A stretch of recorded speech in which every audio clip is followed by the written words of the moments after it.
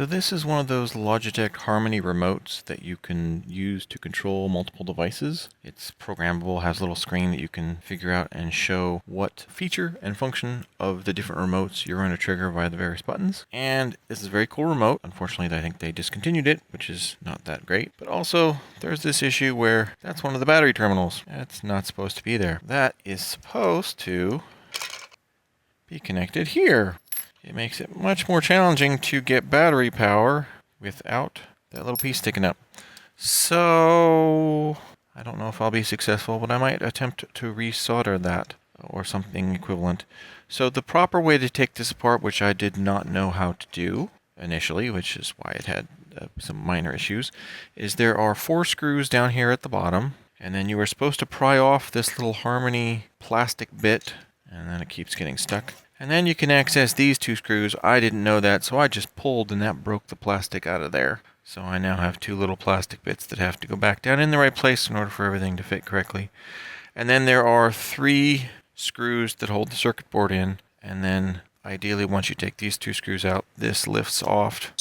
And then you can get access to the circuit board. And on the back of the circuit board is nothing too exciting. That's just where the buttons and screen go. This is going to be very touchy because with components like this, they are designed for the exact right amount of heat, and if you overheat them, things go bad. So I'm going to have to be careful when I attempt this. One, I don't know if I'm going to be able to do it, because if the little piece broke off, I may not be able to get this to reconnect correctly. I may have to actually try and make a replacement piece, which will be annoying. So I put the little metal piece in some tape just so that when it gets heated up, I don't burn my fingers, because it was too small to try and use pliers, so I had to try and use it that way. So there I was first trying to just see if I could get the thing to melt. It did not want to melt till I added more solder to it. And here I'm just trying to heat up the metal part, because if it's cold, it'll get a cold solder joint, and that's not good because those fail easier.